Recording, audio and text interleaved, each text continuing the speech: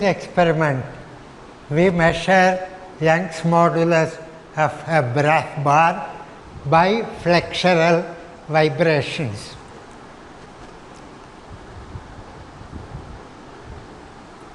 You consider a bar B, the length is L, breadth is B, thickness is D.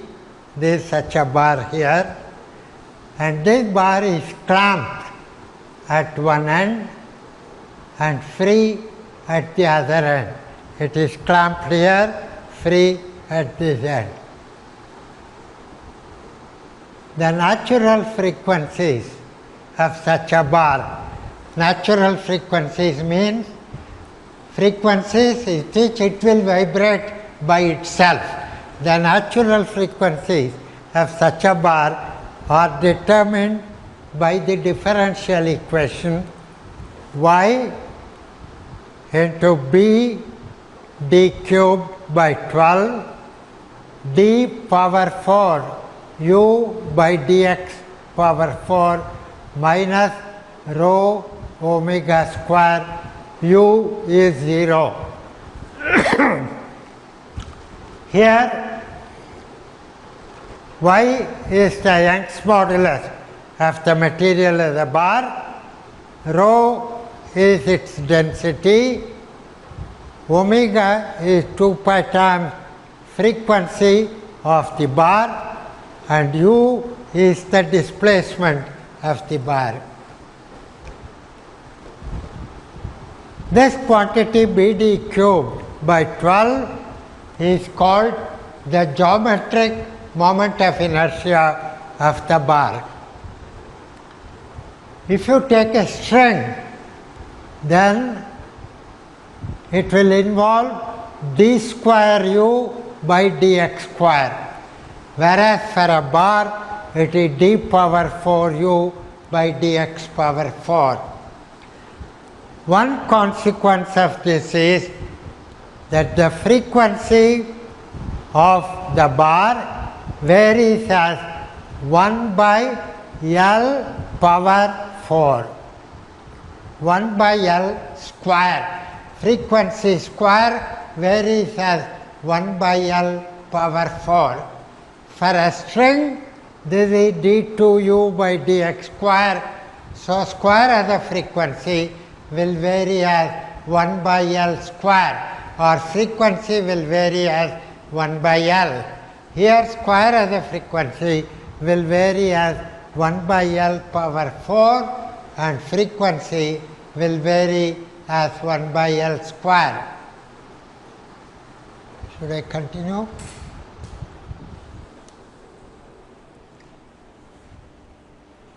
In any differential equation, you will have to apply boundary conditions. Here you have the clamped end at x is 0. The boundary condition is no displacement at the fixed end, and the derivative of the displacement is also 0. At the free end, x is L, d square u by dx square is 0, no bending moment. You are not applying any torque at the free end, and d cubed u by dx cubed is 0, you are not applying any force at the free end. So you must solve the equation with these boundary conditions. If you write alpha to the power of 4 is 12 times rho omega square by y bd cubed, then the boundary conditions tell you that non-trivial solutions will exist if only if alpha and therefore omega satisfies the condition hyperbolic cosine alpha L is minus 1 by cos alpha L. Only for values of alpha L which satisfy this equation, you will have a non-trivial solution. Non-trivial means u is not 0 somewhere. If u is 0 everywhere, bar is not vibrating. The lowest fundamental frequency will correspond to alpha L is 1.875. The next frequency will correspond to alpha L is 4.694. So, omega 1 will be, if you substitute for alpha this value, and for omega you can calculate omega is 1.875 by L the whole square into Young's modulus into breadth into thickness cubed by 12 times the density power half. And the next higher frequency is obtained by replacing 1.875 by 4.694. All other terms are the same. So, omega 2 is 6.26 times omega 1. So, we will verify that the frequency omega 1 varies as 1 by square of length of the bar, and we will verify second overtone is 6.26 times the fundamental frequency omega 1.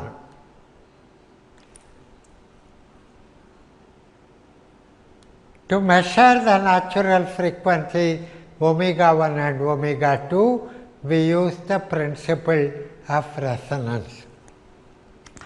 What is this principle? I will apply a force with a frequency omega so that the bar vibrates with a frequency omega.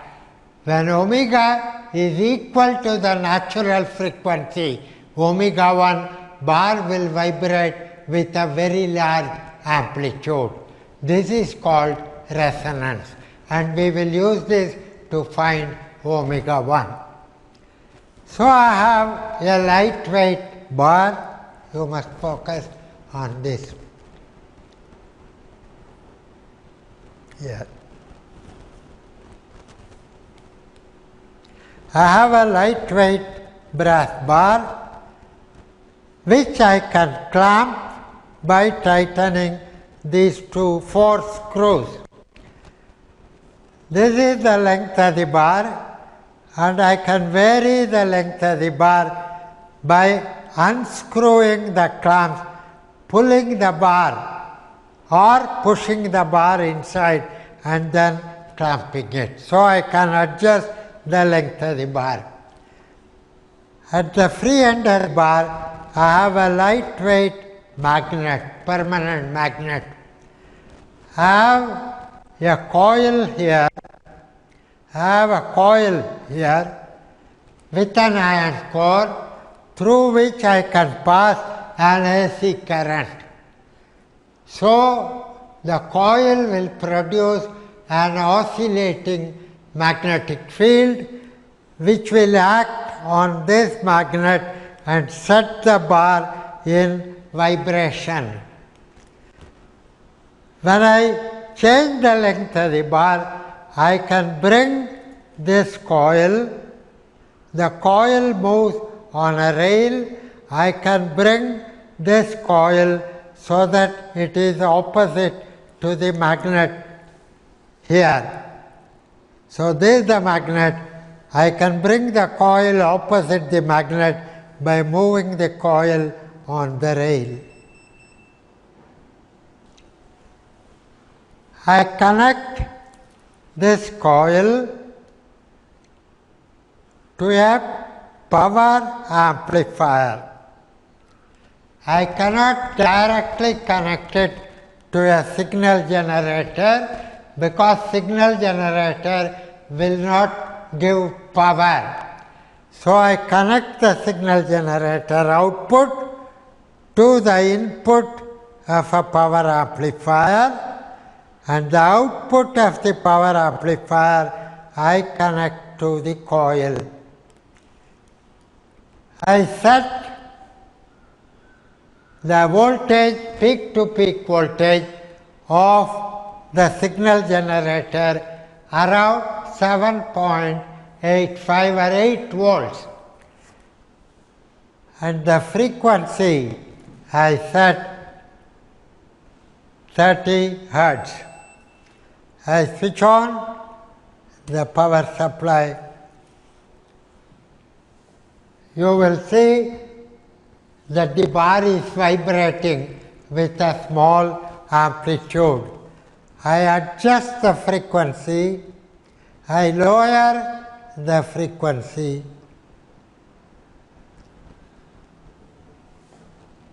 The bar vibrates with a larger amplitude.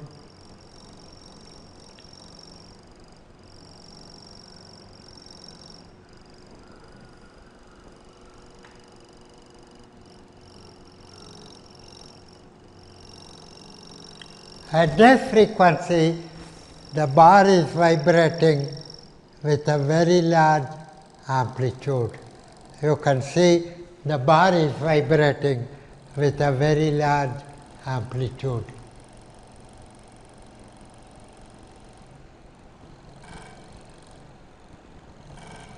Okay?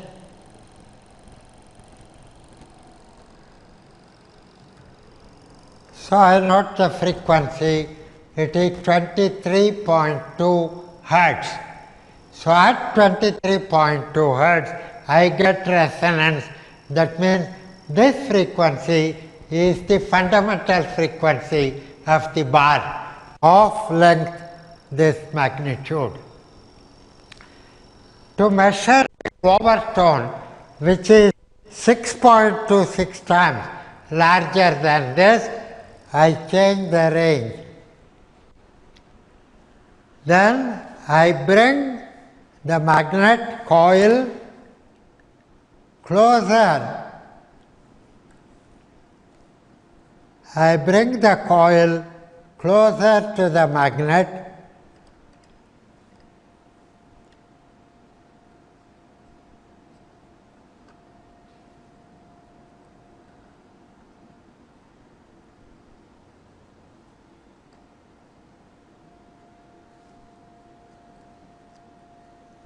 Because when the frequency goes up, the force to produce a displacement increases as the square of the frequency.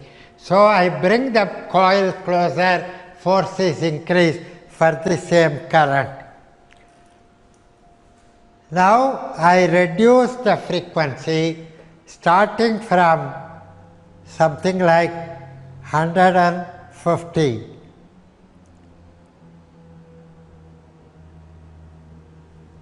And I place my hand on the wooden bar to see the vibrations, to sense the vibrations. I can't see the amplitude, but I can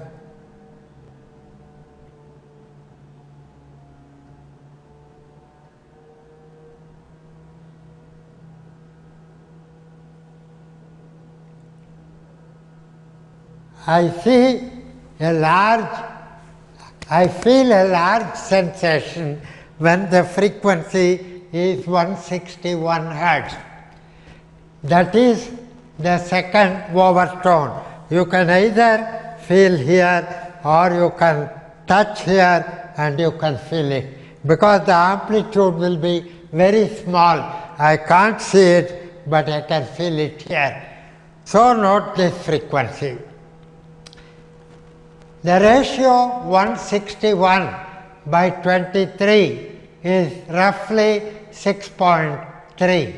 That is theory tells you ratio should be 6.26. Then I loosen the screw, change the length of the rod by 2 centimeters. I move the coil so that it is against the magnet. To see the fundamental resonance, I move the coil back by adjusting the 2 screws.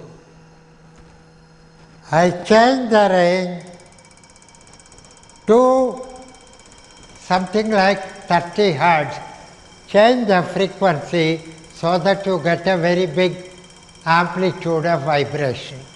I measure the resonant frequency. So I do this at different frequencies, and then I get this table. I start with a length of 20 centimeters. So length in meters is 0.02, length square is 0.04. So first column gives the length, second column gives the fundamental frequency of vibration where the amplitude is very large. This column gives you L square in meter square. This column gives you 1 by F1, and this is the higher overtone, which I measured by putting my hand here or putting my hand here. This is the higher overtone, and this gives you ratio F2 by F1. You see the average value of this ratio 6.66, theory says 6.3. Then I plot the square 1 by L square in meter square against 1 by, the square of the length here against 1 by F1 frequency. You get these points, they fall on a straight line. Slope is 0.520 meter square per second. So this slope is put in this equation. Y is 4 pi square by 1.875 power 4, 12 into density divided by square of the thickness of the brass rod into the slope square. So the density of brass is 8,500 kilogram per meter cube. The thickness of the bar is 0.9 millimeters, that is 9 into 10 power minus 4 millimeters. You put it here, then you see the Young's modulus is 1.09 into e power 11, e 10 to the power of 11, or 109 gigapascals. So in this experiment, we verified that the frequency of a bar is proportional to 1 by square of length, and the ratio of the second overtone to the natural frequency is about 6.3.